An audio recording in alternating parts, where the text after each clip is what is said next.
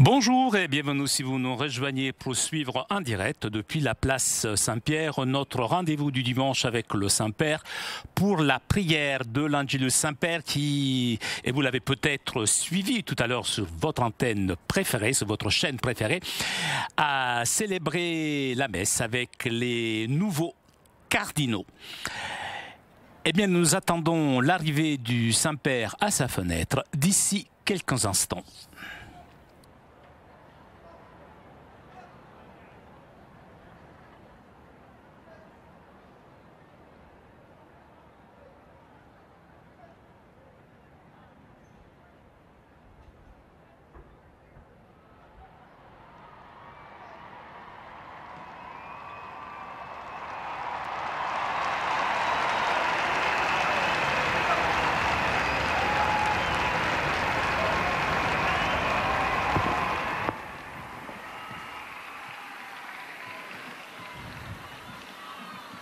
Cari fratelli e sorelle, buongiorno.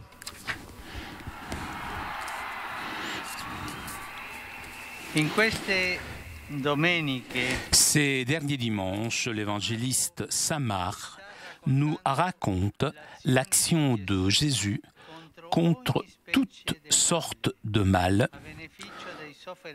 au profit des souffrants, de ceux qui souffrent dans leur corps, dans leur esprit, les possédés, les malades, les pécheurs. Il se présente comme celui qui combat et qui vainc le mal là où il le rencontre. Dans l'évangile d'aujourd'hui, sa lutte affronte un cas emblématique puisque le malade est un lépreux.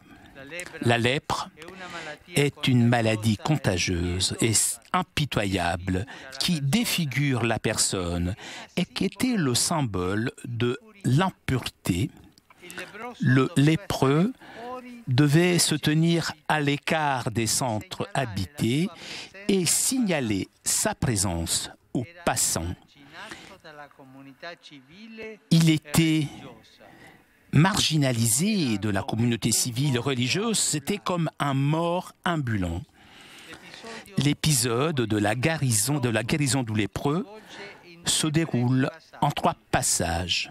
Tout d'abord, l'invocation du malade, la réponse de Jésus et les conséquences de cette guérison prodigieuse. Le lépreux prie Jésus à genoux et lui dit « Si tu veux, tu peux me purifier ». À cette prière humble, confiante, Jésus réagit avec une attitude profonde de son âme, la compassion. Compassion, c'est un mot profond. Compassion veut dire souffrir avec l'autre.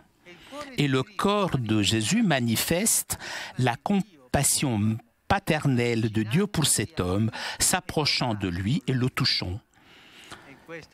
Ce détail est très important. Jésus a tendu sa main, l'a touché, et tout de suite, la lèpre avait disparu. Et ce lépreux fut purifié. La miséricorde de Dieu dépasse toute barrière, et la main de Jésus touche le lépreux.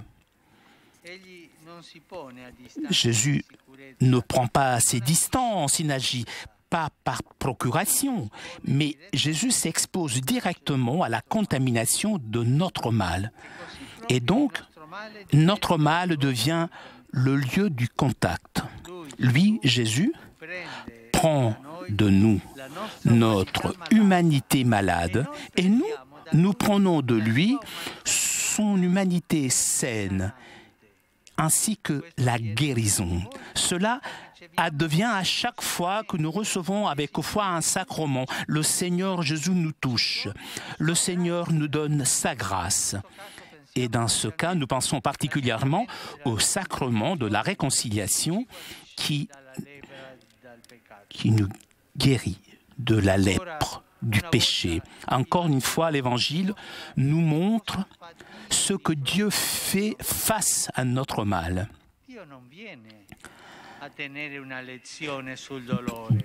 Dieu ne donne pas de leçons sur la douleur. Il ne vient non plus à éliminer du monde la souffrance et la mort. Il vient plutôt à prendre sur lui le poids de notre condition humaine et l'a amené jusqu'au bout pour nous libérer de façon radicale, de façon définitive. Et donc le Christ combat les maux et les souffrances du monde en le prenant sur lui et en vainquant, en éliminant les maux, la souffrance avec la force de la miséricorde de Dieu. Pour nous, l'évangile de la guérison de l'Hébreu nous dit que si nous voulons être des véritables disciples de Jésus, nous sommes appelés à devenir, avec lui, des instruments de son amour miséricordieux en dépassant toutes sortes de marginalisation. Pour être des imitateurs du Christ face à un pauvre ou un malade, nous ne devons pas avoir peur de le regarder dans les yeux, de nous approcher de lui avec tendresse et compassion, de le toucher, de l'embrasser. J'ai souvent demandé aux personnes qui aident les autres de le faire en regardant les malades dans les yeux, de ne pas avoir peur de les toucher, que ce geste d'aide doit être un geste aussi de communication, puisque nous aussi, nous avons besoin d'être accueillis par eux, un geste de tendresse, un geste de compassion. Mais je vous demande, vous, lorsque vous aidez les autres, est-ce que vous les regardez droit dans les yeux? Est-ce que vous les accueillez sans crainte, sans peur de les toucher? Est-ce que vous les accueillez avec tendresse? Réfléchissez à cela. Comment vous aider? En gardant vos distances ou avec tendresse et proximité? Si le mal est contagieux, le bien aussi peut être contagieux. Donc, il faut qu'en nous abonde toujours davantage le bien. Laissons-nous contaminer par le bien et diffusons, répondons le bien. Ave Maria, gratia plena, Dominus tecum, benedicta tu in mulieribus, et benedictus fructus ventris tui, Iesus. Santa Maria, Mater Dei, ora pro nobis peccatoribus, nunc et in hora mortis nostre. Amen. Ecce ancilla Domini. Fiat mi secundum verbum tuum. Ave Maria, gratia plena, Dominus tecum, benedicta tu in mulieribus, et benedictus fructus ventris tui, Iesus. Santa Maria, Mater Dei, ora pro nobis peccatoribus, nunc et in hora mortis nostre. Amen. Et verbum caro factum est. Et habitavit in nobis. Ave Maria, gratia plena, Dominus tecum, benedicta tu in mulieribus, et benedictus fructus ventris tui, Iesus. Santa Maria, Mater Dei, ora pro nobis peccatoribus, nunc et in hora mortis nostre. Amen.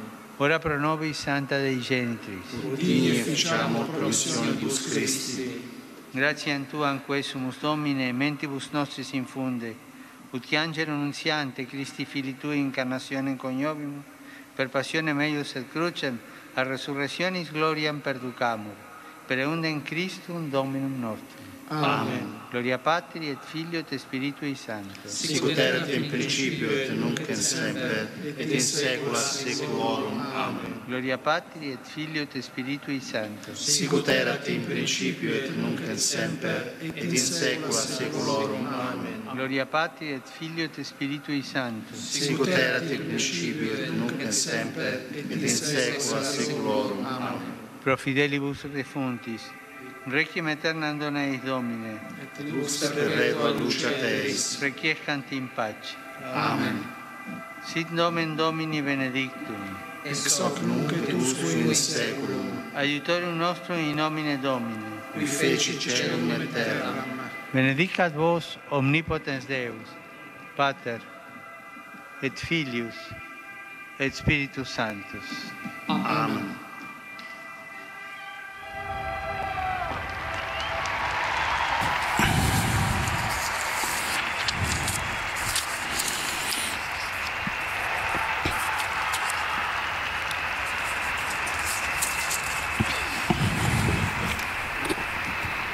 Cari fratelli e sorelle, rivolgo un J'adresse mes vœux de sérénité et de paix à tous les hommes et les femmes qui, en Extrême-Orient et en différentes parties du monde, s'apprêtent à célébrer le jour de l'an lunaire.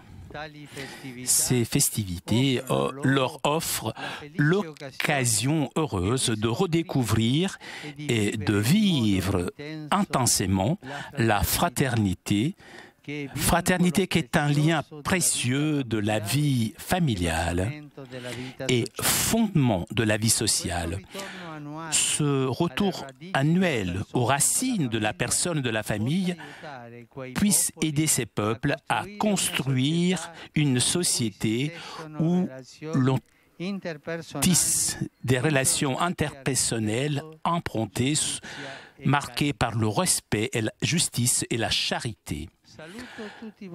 Je vous salue, vous tous, Romains, pèlerins, et particulièrement vous qui êtes venus à l'occasion du consistoire pour accompagner les nouveaux cardinaux. Et je remercie les pays qui ont bien voulu être présents à cet événement avec des délégations officielles. Allez, je vous invite à applaudir les nouveaux cardinaux.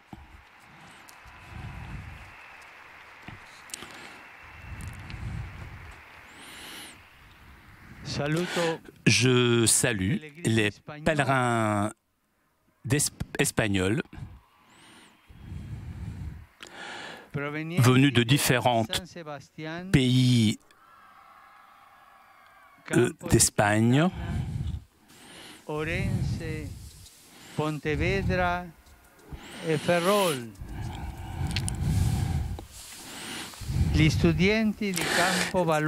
Les étudiants venus du Portugal, les étudiants venus de Paris, le forum des institutions chrétiennes de Slovaquie, les fidèles de Buren, Hollande, les militaires venus des USA qui se trouvent en Allemagne et la communauté des Vénézuéliens qui résident en Italie. Je salue les adolescents de Busca, on est en Italie maintenant, les fidèles venus de différentes villes de la péninsule italienne, Monte Olimpino, Rivalta sul Mincio et Forete di Bagassio. Sono présents aussi de nombreux étudiants et des catéchistes venus de différentes parties d'Italie. Je vois les confirmants, très chers, je vous encourage à être des témoins heureux et courageux de Jésus dans la vie de tous les jours. Je vous souhaite à vous tous un bon dimanche et s'il vous plaît, n'oubliez pas de prier pour moi. Bon déjeuner et arrivederci. Chers amis, nous arrivons à la conclusion de notre liaison avec Rome. Un grand merci à CTV pour ces images, nos amis d'Immédiat, ainsi que les équipes techniques de KTO, aussi bien l'équipe technique et les journalistes qui étaient aujourd'hui à Rome, l'équipe aussi qui était aujourd'hui ici à Paris. Je vous remercie de votre fidélité. Je vous souhaite moi aussi un buon pranzo et à très bientôt sur KTO.